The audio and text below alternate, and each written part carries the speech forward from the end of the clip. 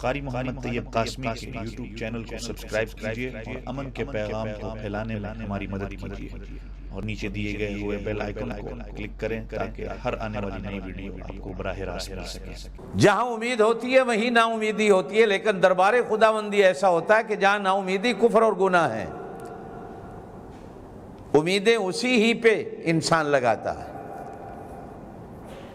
تو یہ رمضان المبارک ایک ہم نے روزہ رکھا، رات کو نیت کر لی تو دوسرے دن وہ رکھنے کی توفیق دیتا ہے۔ جب توفیق ملتی ہے تو پھر تھوڑی سی دل کے اندر امید آ جاتی ہے کہ اس نے کل والا قبول کر لیا، اگر قبول نہ کرتا تو آج رکھنے کی توفیق نہ دیتا۔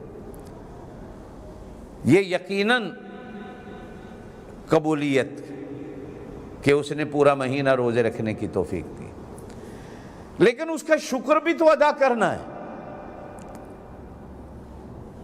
میں اپنے چہرے پر، اپنے ماتھے پر، اپنی زبان پر، اپنی آنکھوں میں امید کی وہ شمع جلاؤں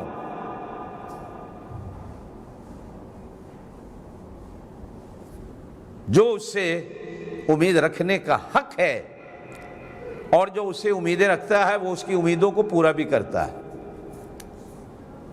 لیکن کہیں کہیں ڈر تو یہی تو چیز ہے کہ امید بھی ہو اور خوف بھی ہو،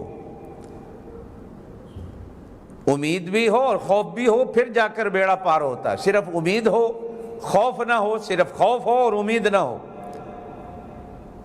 بے شک بعض علماء تقوی کا معنی خوف کرتے ہیں، لیکن تقوی خوف نہیں، یہ دونوں چیزیں برابر رکھنی، امید بھی رکھنی ہے، ڈر بھی رکھنا ہے۔ سیدنا فاروق اعظم رضی اللہ تعالیٰ عنہ کا قول ملتا ہے کہ مجھے امید اتنی ہے اس کی ذات سے، اور یہ امید رکھتا ہوں کہ اگر قیامت والے دن اعلان ہو گیا کہ ایک آدمی جنت میں جانے والا ہے اور وہ امیدوار میں ہوں، مجھے یقین ہے کہ وہ میں ہوں گا۔ اور خوف کی حالت یہ ہے کہ اگر اعلان ہو جائے قیامت والے دن کہ سارے جہنم میں جائیں گے، سارے جنت میں جائیں گے، ایک جہنم میں جائے گا، تو مجھے خوف ایسا ہوگا کہ وہ تنہا اکیلا میں ہی ہوں گا جو جہنم میں جانے والا ہوں۔ یہ دونوں چیزیں اللہ کے دربار میں ساتھ ساتھ چلتی ہیں۔ کہیں ایسا نہ ہو کہ امید کا دامن تھامیں تو خوف کا دامن چھوٹ جائے، اور کہیں ایسا نہ ہو کہ خوف کے دامن کو تھامیں اور امید کا دامن چھوٹ جائے۔ یہ جو آخر ہوتا ہے نا، آخر بڑا قیمتی ہوتا ہے۔ میں نے کل جمعے کے بیان میں بھی یہی بات کہی تھی، ہو سکتا ہے بعض دوستوں نے سنا بھی ہو، کہ آپ صلی اللہ علیہ وسلم کو پیدا پہلے کیا گیا ہے، نبوت آپ کے سر پر پہلے رکھ دی گئی ہے، لیکن آپ کو بھیجا آخر میں گیا ہے، کیونکہ آخر والا پہلے والے جتنے گزرے ان سب کا گواہ ہوتا ہے۔ مصدق لما معکم، تصدیق تو آپ نے کرنی ہے سب کی، بعد میں آنے والا ہی تو تصدیق کرتا ہے، پہلے اگر آ جاتے تو تصدیق والی شان کہاں جاتی۔ یہ ایک اپنی شان ہے، سب سے آخر میں کس کے دستخط ہوتے ہیں،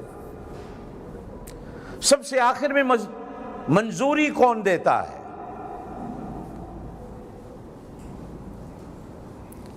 آپ صلی اللہ علیہ وسلم کے درجات میں، شان اجتماعیت میں یہ بھی ایک شان ہے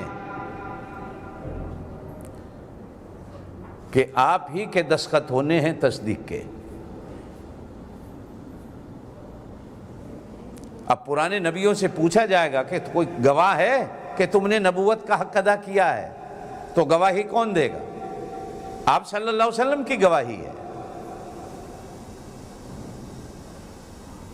اس امت کو جو آپ صلی اللہ علیہ وسلم کی امت ہے، بے شک یہ بھی شان اور مرتبے کے لحاظ سے پہلی ہے، لیکن بھیجی آخر میں گئی ہے، اس لیے کہ یہ امت امتوں کی گواہ ہے۔